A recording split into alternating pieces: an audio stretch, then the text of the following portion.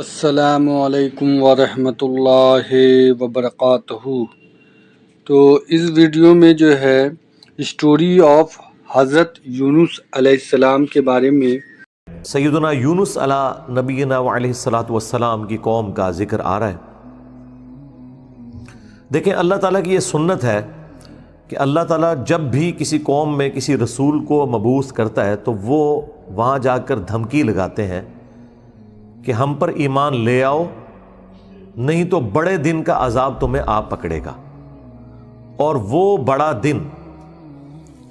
ان قوموں کے لیے ایام اللہ بن جاتا ہے، جس طرح کہ حضرت موسیٰ علیہ السلام کے مخالفین کے لیے، فرعونیوں کے لیے